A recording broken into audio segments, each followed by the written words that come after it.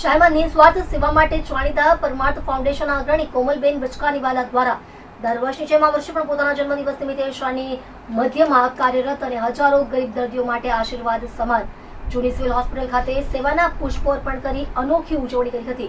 જન્મદિવસ નિમિત્તે હોસ્પિટલમાં પીડિયાટ્રિક વોર્ડમાં સારવાર લઈ રહેલા બાળકોને રમકડા, હોસ્પિટલ સહિત પરિસરને મંદિરની જેમ સ્વચ્છ રાખવા મહિલા સફાઈ કર્મીઓને સાડી અર્પણ કરી તેમના શ્રમનું સન્માન કરવામાં આવ્યું હતું।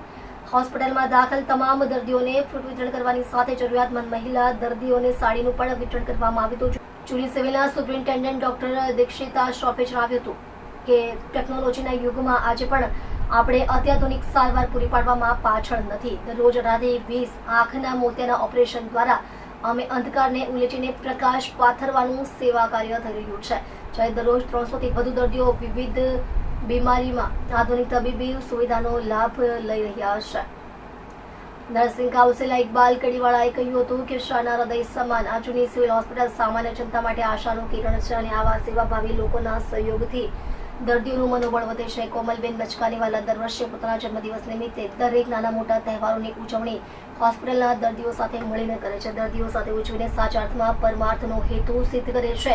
તેમની આ સંવેદના સમાજ માટે દીવાદાંડી સમાન છે। આ પ્રસંગે જૂની સિવિલ હોસ્પિટલના superintendent doctor Dikshita Shroff, RMO doctor Omkar Chaudhary તથા નર્સિંગ કાઉન્સિલર ઇકબાલ કડીવાલા સહિત તબીબો, નર્સિંગ સ્ટાફ ઉપસ્થિત રહ્યા હતા। મારું નામ કોમલ બચકાનીવાલા છે। હું પરમાર્થ ફાઉન્ડેશનની ફાઉન્ડર છું અને આજે મારો જન્મદિવસ છે। હું એવું ઈચ્છું છું કે હું બીજાના મોઢા પર સ્માઇલ લાવી શકું એવી સેવા આપું છું હું સિવિલમાં। હું હવે પહેલા હું પાર્ટીને બધું આપતી હતી, હવે હું બધું છોડી દીધું અને હું સેવા માટે, જનતા માટે કાયમ એક્ટિવ છું। પરમાર્થ ફાઉન્ડેશન ના કોમલબેન બચકાનીવાલાનો આજે જન્મદિવસ છે।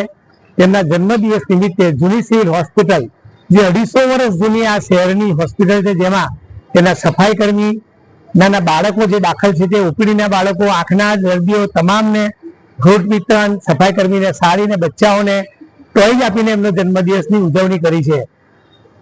અગાઉના વર્ષોમાં પણ તેઓ દિવાળીના દિવસોમાં હોય કે તેમનો જન્મદિવસ હોય ત્યારે સિવિલ હોસ્પિટલમાં ધાત્રી માતાઓ કે સગર્ભા માતાઓને કીટ, એમને સાડી, બાળકોને રમકડા આપીને જન્મદિવસ તેઓ પાર્ટી પ્લોટ કે હોટલમાં ના ઉજવતા એમનો જન્મદિવસ સેવાકીય પ્રવૃત્તિ સાથે તેઓ ઉજવે છે। એમને ખૂબ ખૂબ શુભેચ્છાઓ પાઠવું છું। શહેરીજનોને પણ અપીલ કરું છું કે પોતાનો જન્મદિવસમાં અન્ય ખર્ચો ના કરતા આવા જરૂરિયાતમંદ વિસ્તારમાં, સ્કૂલમાં કે હોસ્પિટલમાં જઈને જે કઈ ચીજ વસ્તુઓ આપીને ઉજવણી કરવાની અપીલ પણ કરું છું। છેલ્લા ઘણા વર્ષોથી સિવિલ હોસ્પિટલ ખાતે અનેક મહાનુભાવો પોતાનો જન્મદિવસ સેવાકીય પ્રવૃત્તિથી કરે છે। યથાશક્તિ મુજબ પોતે હોસ્પિટલમાં દર્દીઓને મદદરૂપ થાય છે, ટોયઝ આપતા હોય છે, ટોયઝ રૂમ બનાવી આપતા હોય છે। ત્યારે હું કોમલબેન બચકાનીવાલા એટલે ખાસ કરીને પરમાર્થ ફાઉન્ડેશનને હું આભાર વ્યક્ત કરું છું અને એમને અભિનંદન આપું છું અને એમના જન્મદિવસની શુભેચ્છા પાઠવું છું। આભાર।